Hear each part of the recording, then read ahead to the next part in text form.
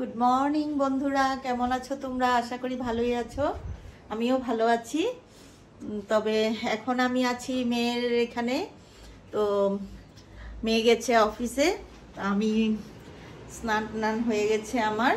তো কতগুলো ওর মশলা টশলা ছিল, এগুলো আমি পরিষ্কার করে এখানে ধুয়ে টুয়ে এখানে ফ্যানের নিচে মেলে রেখেছি। রোদ্দু তেমনভাবে পড়ে না, এর জন্য এরকম করে দিয়ে রাখছি।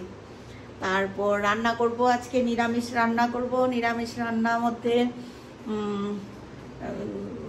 আজকে মঙ্গলবার, তো নিরামিষ আমার কাটাকুটি হয়ে গেছে।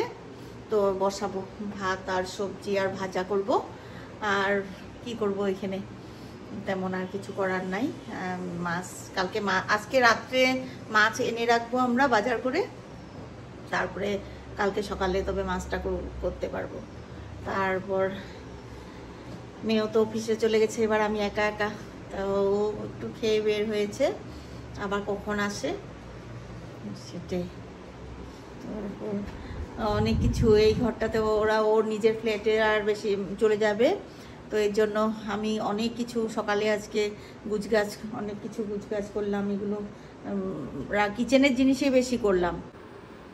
এই যে এখানে মশলাগুলো, এখানে এই মশলাগুলো ভালো লাগে না বেশি দিন হয়ে গেলে, তারপরে একবারে কৌটা কাটি সব আমি একদম এগুলো ধুয়ে দিয়েছি। তো তো এবার কিচেনে আসলাম। তো কিচেনে দেখি কথা, আজকে মুগ ডাল করব, ভাজা মুগ ডাল করব নিরামিষ। তারপর আর সবজি করব বললাম, ভাজা করব, আর কিছু করব না।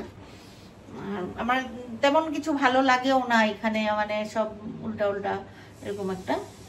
আর মাছটা জানলে তখন ও অনেক আইটেম তখন ভালো, মানে অনেক কিছু করা যায়। কিন্তু নিরামিষ মানে বেশি, মানে এখানে অত অল্প অল্প তো। ওর বড় তো আমরা দুইজন, মেয়ে আর আমি আছি। ওর বড় গিয়েছে তো ওয়েস্ট বেঙ্গলে সায়ানদের সাথে। তো আমরা দুইজনই আছি, যার জন্য মানে কি নিরামিষ অল্প অল্প কি রান্না করব।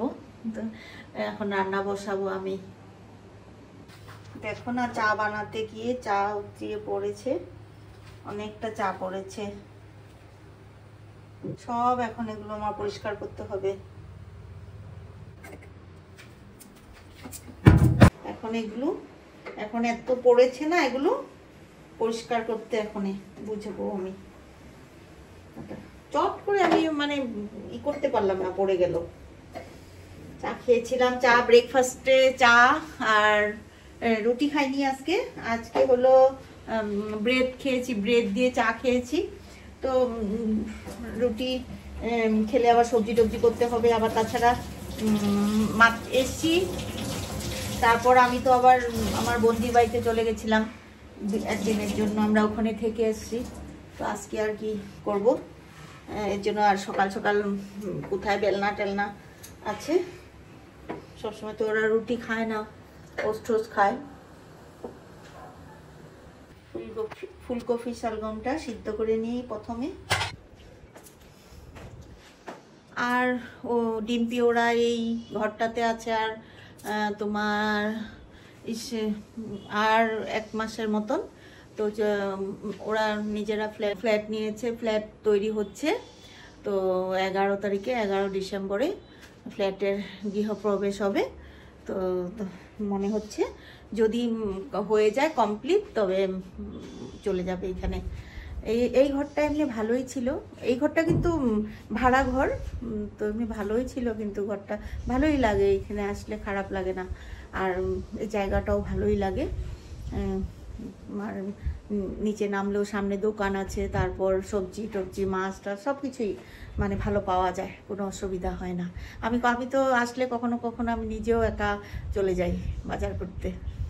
তো এমনিতে তো আমাদের বাড়িতে গেলে, বাড়িতে আমার লাগে না কোনো কিছু বাজার টাজার করতে, মাছ বা সবজি বাজার করতে, এসব যাই না। কিন্তু এখানে এসে আমার একটু মানে বাজার টাজার করি, ভালোই একটু বুঝতে পারি, জানতে পারি আর কি কেমন কি। আজকে যেমন সবজি আনলো 4টা ফুলকপি ছোট ছোট, আর শালগম 4টা, আর হচ্ছে লঙ্কা। তো কত 150 টাকার উপরে। তো আমাদের তো এত এত সবজি আনে, এত কিছুই তো জানি না কত দাম কি কথা। আমার রান্না হয়ে গেছে, দেখাচ্ছি তোমাদেরকে আমি কি কি রান্না করলাম।